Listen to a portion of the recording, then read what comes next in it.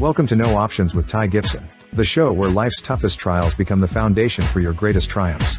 Real stories, raw conversations, and the unwavering belief that you were built to overcome. Now, here's your host, Ty Gipson.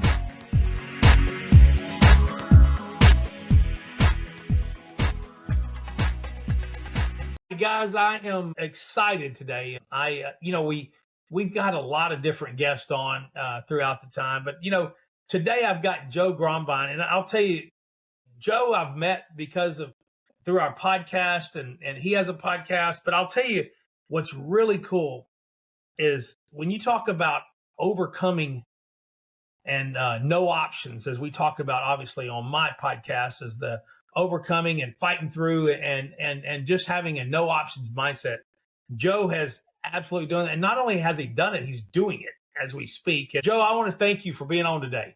Oh, Ty, it's always my pleasure. I like to hop on other people's podcasts as much as I like to do my own. Well, good. Well, I want to tee up Joe, but first of all, y'all, we're going to talk a little bit today because him and his wife have done some amazing things. Like I said, he has a podcast, but he also has a skincare business, him and his wife do. But more, what I really want to dive into, and I think this is really cool, is Garden of Hope. And it's a holistic garden, and they do some amazing things. And I'm going to let Joe dive into that. But Joe, tell us a little bit about you, and then we're going to talk about the challenge you're going through and how now you're also helping others through it. So tell us a little bit about yourself, Joe, and then we'll get into kind of what you're facing. I'm kind of a serial entrepreneur. I've started businesses since I was 18 years old, painting and handyman, and we had a wedding venue business. I've done real estate finance. I've done a nursery. I've done even a cannabis dispensary. My wife and I have been doing the skincare and herbal remedy business for 25 years. And the garden nonprofit, and there's been a few others along the way. I was never big into school. I'm kind of self-taught through most everything I've done, and I've always had a desire to help people and better myself along the way. I've always believed that the human body is an amazing thing. It can fix itself, and in some ways that was kind of my own detriment, because along the way I got this little lump on my neck. And I thought, I had just got done losing 50 pounds, and I was in the best shape of my life. And, my dad had died, and I was going to be him, if I didn't change my ways. And so, I'm eating right and living right and working hard, and I'm in good shape. I'm 50 something and really just living my life, and our business was doing all right. Then all of a sudden, COVID comes along. I didn't get COVID. That's a whole nother conversation, but it attacked our business pretty bad. And so, we had just moved into a warehouse and a nice office building. We had a bunch of employees and everything's going. And all of a sudden, we went into a financial tailspin because of our business model and COVID's sort of effect on all that. And so through all that, I'm going through a lot of stress. My wife is kind of a worrywart, and she's one of those that always kind of finds the problem in a thing, and I'm always the one that says, but here's the answer. It's Mary Sunshine, with all the answers, and she gets fearful. I always tell her, in the Bible it says like 150 times, don't be afraid, and that's it. I keep coming back to that. I go, what good does it do you? You just don't be afraid. You can't be afraid. You gotta be anything but afraid, And so I've kind of lived my life that way. Well, meanwhile, I thought, well, I must have like a swollen gland or something. You get a bump on yourself or a pimple or whatever it is, and it's not going away. After, almost a year, I'm like, I better get this thing looked at. I hadn't been to a doctor in probably 10 years. And so finally go see a doctor, and he's a general practitioner and or internal medicine, and he looks at me, does some blood work, does all my vitals, and he says, "Wow, you're in great shape. You're healthy as can be." And he says, "I'm pretty sure this is not cancer, but we got to take care of it. You got a lump in your neck. There's something going on. We gotta go after it." And I'm like, all right, but I'm not a vain person. I didn't really care if there was a lump sticking out of my neck. It wasn't horrible yet. And so I put it off for a little while, but it keeps getting a little bigger, and not fast, but steadily. And people are starting to notice it and asking me questions, and I don't have any answers. So I go back again. He says, well, this thing's big. If it was cancer, like, you would be already sick. You would be consumed by it. You wouldn't be able to swallow. I'm, he says, I don't think he said, like, 95% sure it's not cancer, but we should go get a scan and figure it out. So I go get a scan, and it told us something, but it not definitive. I get another scan, and it comes up possible squamous cell carcinoma. And that hit me like a ton of bricks. As soon as you say possible problem like that, I go, wow, I gotta take this more seriously. So I go back, and he says, yeah, well, you need to go see a specialist. We gotta solve this. So I go to a specialist, and this guy right away says, I'm pretty sure it's cancer. And I'm just like, whoa, I go from one guy saying, I'm pretty sure it's not, to another guy saying, I'm pretty sure it is. And of course, he was kind of a young Eastern European guy, had a kind of an attitude. And I was like, well, F you. And I wasn't too happy about that, prognosis. And so he says, well, we got to do a biopsy. And I'm like, well, I don't know if I want a biopsy, because I hear a lot of stories about, people getting cut open and things spreading around pretty quick after that. And, he explained to me, he goes, go do your research. He goes, this is the only way we're going to know for certain what it is. And so I basically did my research and realized that that's really the only way we're going to know for sure. So I had him do it. Long story short, 2 weeks later, he calls me up. He says, you have squamous cell carcinoma, and we need to get you to an oncologist pretty quick. And that got me to a surgeon who said, well, we're going to do surgery, but we got to give you chemo and radiation first. And there's a good chance we're not going to get it all. And I'm like, well, great. That doesn't sound too helpful. And then I go to the radiation doctor, and he says, well, you don't want to go get a surgery, because he's going to carve a chunk out of you and leave you disfigured, and he's probably not going to get it all anyways. So we want to hit you hard with radiation and chemo. And they wanted to hit me with like 35 rounds of radiation and not easy stuff. I mean, they wanted to clamp my head to a table and just blast the crap out of me. I go to the chemo doctor, and she basically agreed with the radiation doctor. And I'm just like, whoa, this is all just like. Meanwhile, I'm working with some medicine people from around the world, and working with some indigenous plant medicine, and praying a lot and meditating and going, I need some answers. And so I'm researching. Of course, everybody I know, I've been in sort of the health world for most of my life. So I've helped a lot of other people with cancer, with cannabis oil and things like that. So that's the first thing I thought, well, I'll go treat myself with what I've helped other people with, and I've seen it be successful. Along the way, I have a cousin who had all kinds of different healing modalities. So I was working with like a frequency device called a Rife machine, and that's a thing that has helped a lot of people. I'm working with infrared and all these different natural things, taking supplements and eating special foods. I'm eating a real strict keto diet, thinking I'm being real healthy. Along the way, I stumble on an article, and the article was titled Cancer's Addiction to Methionine. And I was like, wow, that's strange. I never heard anything about anything like that before. And, this is after a lot of prayer, a lot of meditation, a lot of, mindful, like, I got to solve this.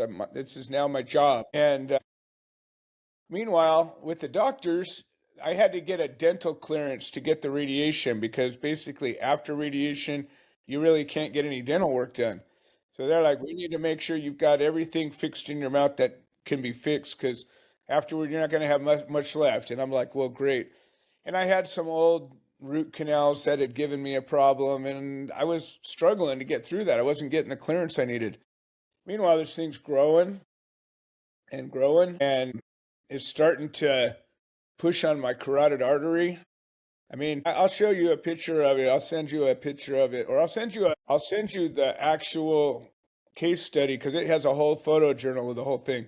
And you're going to be blown away. I mean, this was like an alien sticking out of my neck. And it's getting worse and worse and starting to choke me out a little bit. Can't swallow good.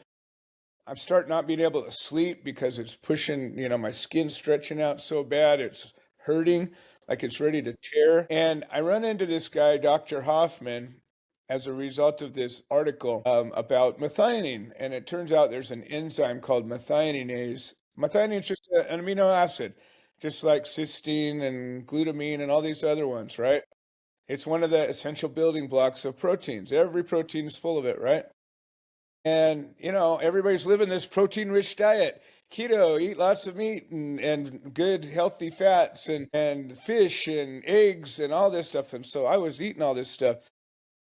Run into Dr. Hoffman and he says, well, tell me about what's going on. He's the only guy in the whole world that has this methionase, this enzyme that blocks it out of your system. And I said, well, do you want to come on my podcast and talk about your work? Because I haven't heard about you anywhere else. And it turns out the guy's been leading researcher for over 50 years. He's written hundreds of papers, but modern science just hasn't grabbed it. There's no way to make money from it, I guess. We've become friends subsequently. He has a group that meets every Sunday, and these are people from around the world that have solved their cancer or managed their cancer through this diet, this enzyme, and other things. It became instrumental. I was like God literally turned me this way and said, here, go sit with these people. They have what you need. And so I learned about this diet, which is a really ridiculously hard diet. So instead of all the protein and nuts and no sugar, no fruit, no bread, it's all of a sudden no protein. And that means no nuts except for macadamia nuts and no dairy. I'm a vegan, it's like the worst thing in the world. I love my meat and fish. And now it's like, sorry, you can't have that or you're going to feed the cancer. And I go and bring this to the doctors. Nobody's heard about it. And they just go, well, we don't know about that. Anyways, I'm trying to walk through this quick as I can because You're right. It's a lot going on. And finally, this thing's getting so bad. I don't know if I'm going to make it. And I started, my heart's always been good, and I pray and meditate and work on myself. But it was getting dark, and it started to I started seeing like a dark hallway kind of closing in on me a little bit, and I wasn't sleeping and in pain all the time, and this diet, I was on it, but I needed something else. The idea was the diet helps chemo work really well. It helps other modalities work really well. But when you're as far as I am, you got a city inside you, Mm-hmm. The doctor actually ran a camera up my nose and down my throat. And I looked at that tumor. There was one in the back of my tongue and the other one was on my neck. And I literally stared this thing in the eye. And I'm telling you, it was like a dragon. It was like it breathed at me. And I looked at this thing and I go, whoa, that's the thing that's going to kill me if I don't turn it around. And so I saw what it was, and that gave me at least something to point my energy at. And along the way, and instead of instead of fighting a battle, I realized, this thing's me, but it's just confused.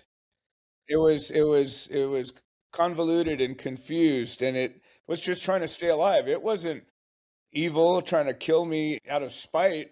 It didn't care about me. It just wanted to stay alive. And in doing so, that's what it would have done. And so I changed my thinking around a little bit. Instead of trying to kill something that's me, I'm like, all right, I just got to make a place where it can't live. I got to make it so that it can't live in me. And so I was doing what they call oxidative therapy. Real quick lesson on chemo radiation. It's oxidative therapy where you get bombarded with basically oxygen molecules, and oxygen destroys things. If it doesn't feed you, it blows you apart, and cancer cells are highly susceptible to it. I was taking ozone and doing all these different things, trying to make it so that if I could get some chemo in me, it would work twice as good. Finally, Dr. Hoffman comes up he says, Joe, I got an idea. He says there's a treatment they call a neoadjuvant treatment, which is like a precursor to the surgery or radiation or whatever you're going to get. It's like a pre-treatment. And he says, I think we could recommend some old chemo drugs that have been successful in your kind of cancer to your doctor as a neoadjuvant solution with your diet and all the oxygen stuff you're doing. I think it's going to work really well, maybe solve the problem. And I said, okay, let's go. So I start doing research. He does research. We come up with a 3-drug cocktail. I go to my or my medical oncologist. I say, Doc, I got to do something now. I can't sleep. I'm in pain all the time and this thing's growing. I'm going to die here if I don't get treatment soon. And I said, what about a neoadjuvant chemo solution? And I rattled off the drugs and I'm expecting her to go, no, no, no, no, no. And she stopped for a second, thought about it. She goes, I think that'll work. And it fit inside of her box just enough that it was the drug she would use. And I wasn't saying, I just want this only. I'm just saying, give it to me until I can shrink it down some so then you can do your thing. And she agreed and got the insurance to cover it. They installed a port in me so it shoots it right into my heart, basically. And I got the first round in April, around the end of April. And again, I've got Make sure we're staying on what year was that? it's 25. Just So April of just last under year. a year ago. Yeah, less than a year ago. I got Okay. my first round of chemo. And it was like a 5-6 hour infusion. And they gave me 2 drugs that way. And then I had to go home with a pump on me. And it was pumping the third drug into me for 5 days. And then I had to get it out. And so I'm just getting bombarded with this stuff. Well, after like less than 2 days, I noticed that I started sleeping and it started to shrink in less than 2 days.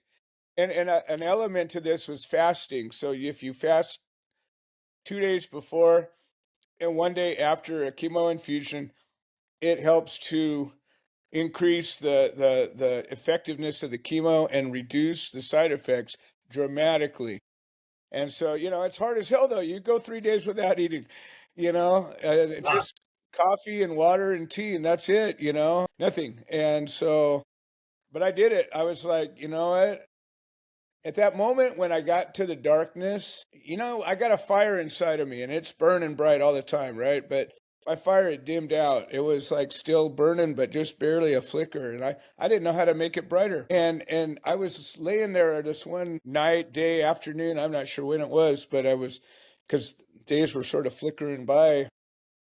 And I was laying there and I could feel this darkness coming in on me. And I said, I could feel like it was coming on me.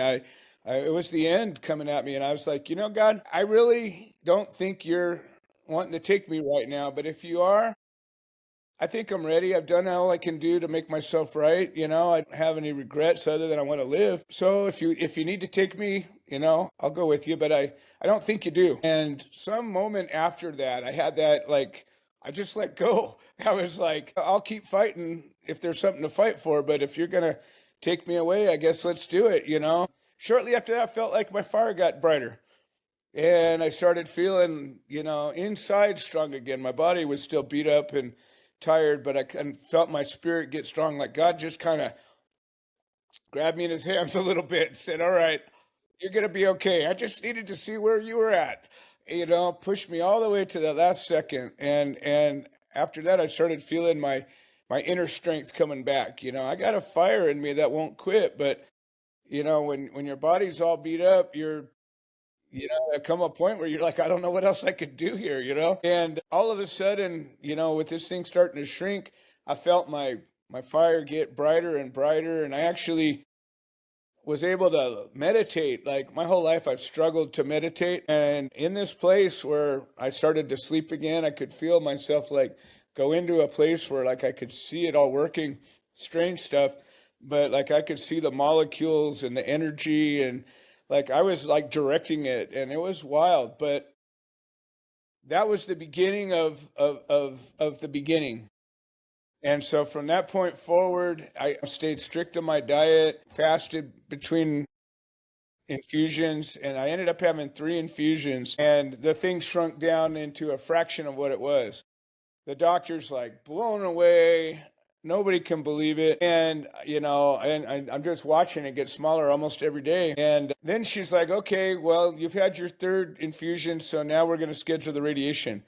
And I'm like, but wait a minute, this thing's just about gone. Now you want to hit it with radiation? Like, why? Can't we just keep going? I did the research and I could have had easy 6 infusions of this cocktail. And I'm like, why would we go through this radiation that was going to leave me with a breathing tube or a feeding tube? And I'd probably get broken bones and not be able to swallow. And just it was going to really destroy my body forever. And I'm like, isn't there some other way? Can't we, what about immunotherapy? Oh no, you're not going to qualify for that. She had it in her mind that we were going to go do this radiation chemo. And I went back to Dr. Hoffman. We're friends now. I talk to him regularly. He comes on my podcast almost every week. And I said, Doc, they don't want to help me. Went to the radiation doctor. He's like, no, this is our plan. We're going to give you 35 rounds of radiation to the spot where your tumor was. And I'm like, to the spot where my tumor was, why can't we just, keep going? And no, this is what we think is the best. Dr. Hoffman, after a while, he's like, well, we got to find another doctor. And he comes back to me and goes, I remember 40 years ago, this doctor that was kind of a renegade, and he was brilliant oncologist, this Korean guy named Dr. Sung. And he says, I'm going to see if I can find him, see if he's still practicing. He'd probably be 80 years old by now, but let me see if we can find him.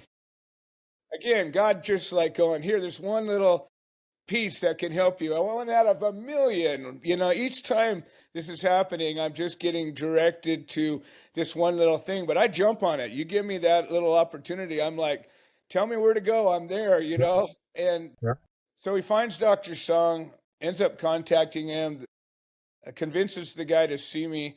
He's down in San Diego, about an hour and 20 minutes from where I live. My wife and I go down there, showed him pictures of what it was, explained to them the whole situation. And he says, wow, that's murderous what they want to do to you. This little 82-year-old Korean guy. And he's bright as a tack. The guy's just, you can tell the guy just is like 120% there. And he goes, I think you're right. Like, you had a great plan. He goes, we should find a way to, so you just keep going. You could take these drugs more and it'll probably finish it off. And I says, I know, that's what I want to do. And he says, well, where do you live? I told him, he goes, oh man, you're so far away. If something goes wrong, I couldn't treat you. I'm like, something goes wrong, I'll go to the emergency room. I don't worry about it, And he's like, well, we got to find a doctor nearby. I'm like, doctor, I'm not going to find another doctor that's not going to follow the rules, right? And after a while, it was the craziest thing. Like, a miracle happened. My wife and I are sitting there in the room going, what are we going to do? We're so close. This guy agrees with us. Turns out he's one of the guys that discovered one of the drugs I was taking 40 years ago. And so he knows this. Yeah. Anyways, 5 minutes later, the nurse comes in, says, show me where your port is. And I pull down my shirt. I go, it's right there. She goes, hang on a second. She cleans it up, sticks a needle in it, starts pulling blood out. I'm like, what the heck? And the next thing you know, the doctor comes in and they're talking about scheduling. And I'm like, what's going on? Are you going to treat me? He says, I'm not going to leave you stranded. And I'm like, oh my God, my wife and I just started weeping. It was just amazing. And so I've been seeing him ever since. He's the most amazing doctor. I got 4 more rounds of chemo. The thing's gone. There's a little bit of residual, like necrotic tissue, but like, you're looking at me.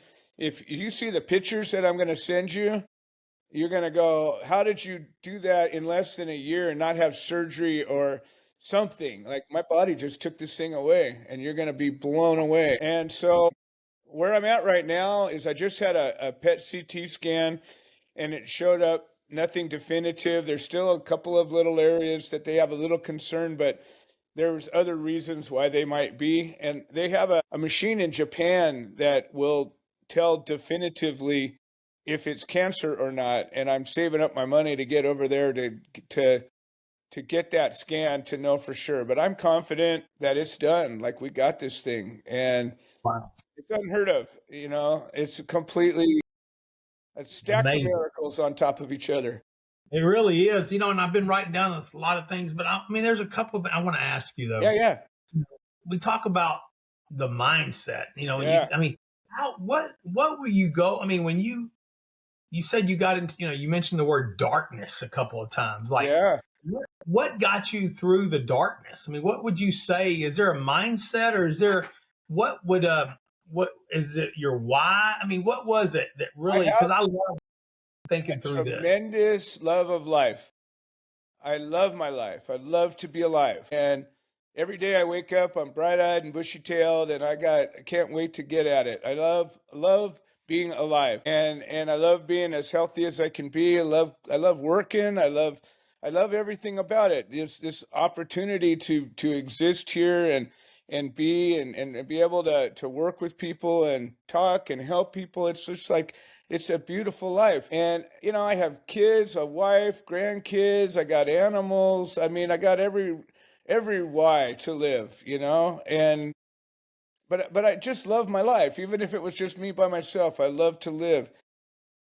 And I've always felt like I've got a purpose to be here. When I was like 18 years old, I had a bad accident. I was in a coma for 3 days. And when I came out of it, I didn't even know who I was. But as I came through healing from that, I was like, wow, I'm here for a reason. 18-year-old dumbass kid. And I had, a sense that I was here for a reason. I've always felt like, I have a Yeah, purpose to be here. well, absolutely. So that's Well, what got me to that place. But the darkness was like, it was like environmental, like it was just coming in from all directions. It was out of my control, and I could just feel it closing in on me. And that's when I just went deep, and just, basically got on my knees and started weeping and just said, I don't know what this is all about, but I don't think you want to take me, is really the way I put it. mhm. Because I really didn't think that. And as soon as I got that, like, little bit of confirmation where I could just feel, no, you're going to be okay. Um, that just gave me all I needed. Well, and it goes back to one of the steps I talk about is grow or die. I mean, and you chose, step one is, I always say, when you hit adversity, number one is grow or die. Do I want to get through? Am I going to let this thing win? And I mean, when I pull out this part, you got your name written all over it because you took it. I mean, I'm very impressed with like all the research you did, the things that you got involved with, and then you said the fire inside of you, I thought was really cool. When you when you talked about growing, I mean, the fire inside of you um, chose. I wasn't going to let this thing win. Yeah. I was not going to let this thing win, and you're obviously done that. So I'm very impressed with that. But I mean, it's such a miracle, and you said that a couple of times. It's a Many of miracle. It them, really is. not just one, a bunch. Yeah, absolutely. And to be able to, like you said, to be here, and I talk about too is every day is a bonus day. Like you said, Yeah. I'm just glad we're just glad to be here. But I'm so thankful that you're out telling your story too, because we do talk about that a lot. Where I think when people share and kind of wrap our arms around each other and help us through these tough times, not only when it's our tough times but others' tough times, it helps each other. I mean, you Absolutely. know, you sharing your stories, helping others, and I hope that somebody hears this today that and maybe they just needed to hear this. This was a good thing, but I do really, the story in itself is amazing, but just the if you really dive deep into some of these things, the hope I talk about hope. Number two in my world is hope or despair. Being positive. You sounded Yes. like you stayed positive through this. Always. Always. I even at the end when I was like, I don't know, I was still like, I was never ever, not for 1 minute, thought that this thing had a chance to beat me. And I was never going to give it even a thought, because I believe whatever you're thinking about, you're making happen. And I believe that with all my heart. And so I wasn't going to give that. I missed one little piece along the way. After I had that darkness moment, I work with a lot of native healers, and I work with different plant medicines and things. And I did a ceremony and was working with this one guy, and we did a medicine. And before I did it, I was preparing myself, going through like a meditation, and I got a word and a message in my heart. And it was like, when God talks to you, like you hear a voice, but it's like in your bones. It's the strangest thing, but it's like, and it was just like you and me talking. It was, what are you willing to do for this? And I was like, whoa. And I mean, it knocked me back almost like somebody hit me. And I was like, well, I'm willing to do whatever it takes. Like, I will do what it takes. And in this experience with this ceremony and the thing that I did, I literally kind of like left my body, and I went and I was sitting up in a place, and I made a contract with God. I literally, like, I saw myself writing signing my name to a contract saying, you know, I'm gonna dedicate my life to helping other people. And at the end of that, I literally got a vision, and I got to see like my whole life laid out. And I saw kind of where I was, and then I saw myself being healed. I saw a healed me. So like I got a vision of me being okay. But the deal was I had to do what I had to do. You know, I had to fulfill my side of the contract. And so through all of this, I've had that kind of helping me. Like, it's like, I know it's going to be okay as long as I just do what I said. And so here I am Wow. doing what I said. Well, it's such a, I mean, the mind's so powerful, right? Yeah. Our mind is a powerful tool. And I think you've obviously demonstrated that multiple times, but one, I always wonder too, and you, I mean, you say it right here, we have the tools already that we need. Yes.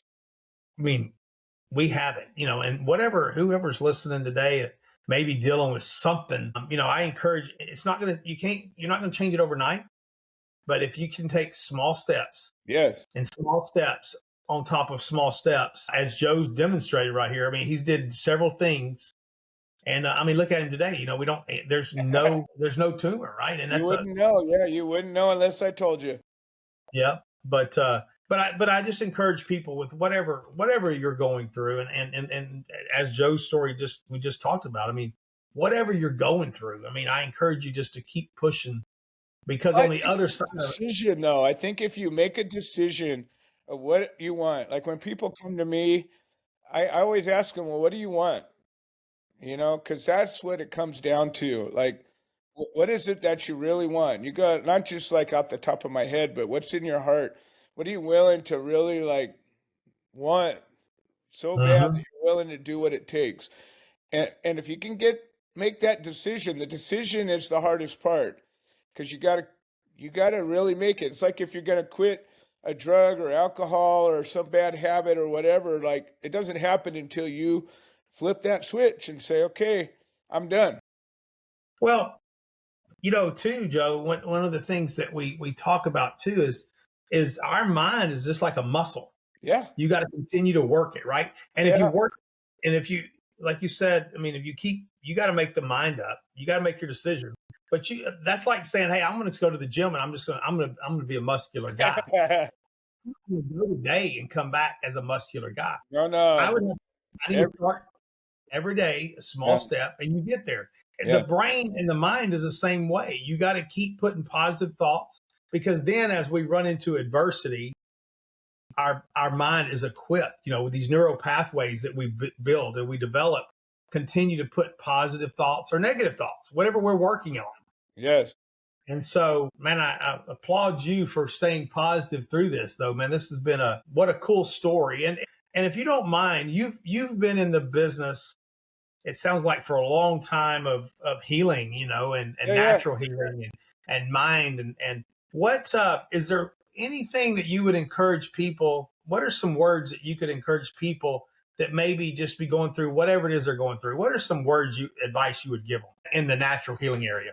I would say, and there's some basic pillars to health to be aware of, and they're simple to talk about, sleep and diet and stress and your mindset and all of those things. But I think one of the most important things if you want to be healthy, you have to be accountable.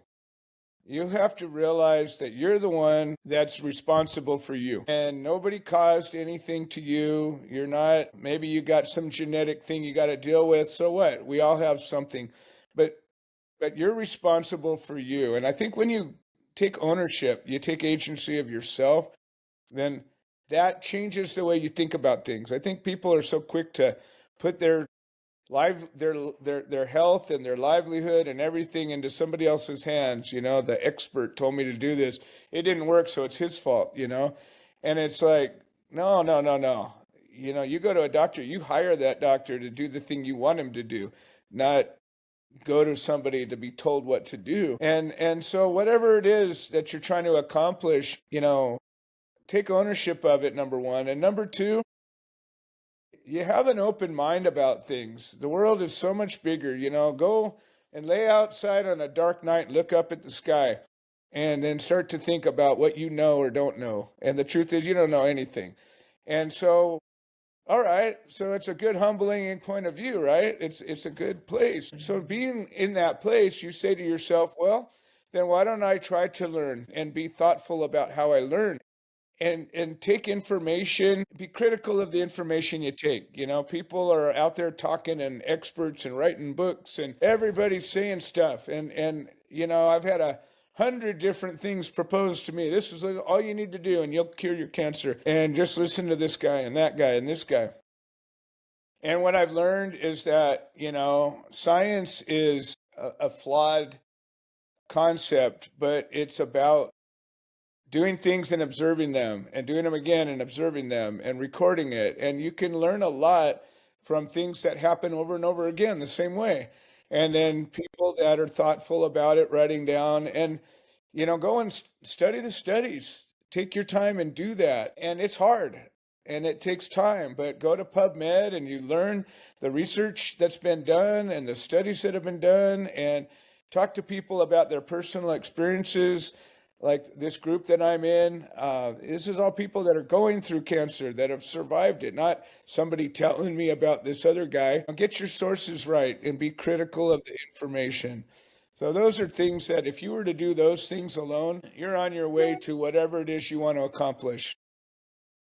That's awesome. That's great advice, and I love, being responsible for yourself. I like that. I think we've been given the hand that we've been given. Right. But it's our responsibility to what are you going to do with it? That's right. That's right. Well, Joe, thank you for sharing that story because that's a impressive story. And what I hope people get out of it is one, don't give up. Never. Right. Joe just demonstrated, he had hit a wall and he'd climb it and get over it and find something, until he found what it was worked. Yeah. And I think that we can apply that to anything we're dealing with, right? Anything. Whether that be, if you're dealing with whatever, right? If it's medical or if it's something else or if it's a career, don't give up. Find a way around it. Don't be in control of yourself, feel the fire inside, as Joe said, once you find it, but the darkness is temporary. Yes. The darkness is temporary, right? And Joe mentioned that as well. But Joe, I first of all, thank you. If somebody wants to hear more about your story, where can they find you? Well, I have a podcast called Healthy Living by Willow Creek Springs, and it's on all the major platforms. And really, I tell the whole story, and there's hundreds. Your story's in there. It's a great way to reach me. I'm on Facebook, Instagram, Joe Grumbine. We also have this nonprofit, Gardens of Hope, thegardensofhope.org. And that's really where I'm spending a lot of my time. I'll put out my phone number. It's 951-436-631. I made a deal. I said, I'm out there to help people. So that's my cell phone and I pick it up. I just really think that if somebody feels inspired wants to sit down and talk, or if you're in Southern California, you want to come see a beautiful garden and find a way to your answers, we're here for you. That is awesome, guys. I mean, Joe just gave his cell phone number. I mean, when you're talking about authentic and willing to help. So, Joe, thank you so much for what you're doing. And I'd love next time I'm in Southern Cal, I'll have to come out and see this garden. I'd love to give you a tour and hang out with you in person. Yeah, well, great. Well, again, guys, we want to thank Joe for being here, and hopefully you take something from this, because there's been some really good information. And again, Joe, thank you. It's absolutely my pleasure. Thank you.